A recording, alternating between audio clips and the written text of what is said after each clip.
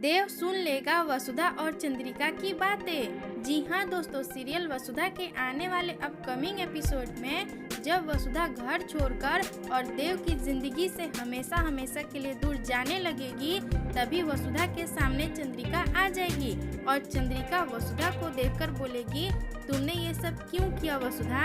तुम्हें ये सब नहीं करना चाहिए था और देव को ये सच्चाई पता होनी चाहिए। हम देव से जाकर सारी सच्चाई बता देंगे कि तुमने ये सब मेरे बोलने पर किया है।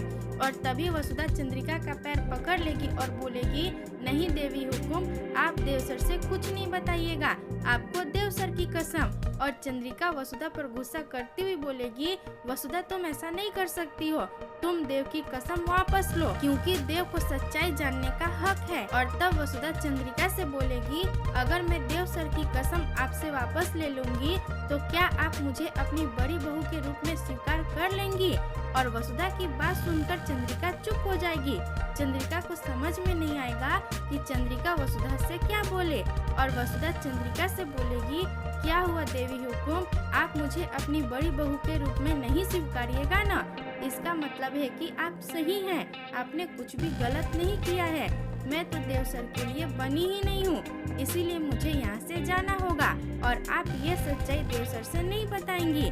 और देव वहीं पर चंद्रिका को ढूंढते हुए वसुधा के घर आएगा और देव चंद्रिका और वसुधा की सारी बातें सुन लेगा और देव के सामने वसुधा और चंद्रिका की सारी सच्चाई आ जाएगी कि वसुधा ने ये सब क्यों किया था, क्योंकि चंद्रिका ने वसुधा को ये सब करने के लिए मजबूर कर दिया था।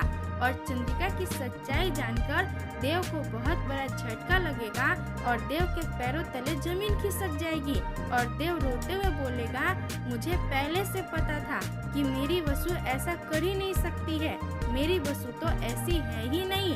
पर मुझे इस बात का आश्चर्य हो रहा है कि मासा ने ये सब वसु से करवाया।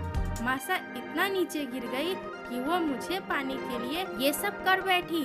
और देव के सामने चंद्रिका और वसुधा की सच्चाई आनी चाहिए या नहीं, आप हमें कमेंट में जरूर बताएं और इस वीडियो को लाइक, शेयर और हमारे चैनल को सब्सक्राइब करें।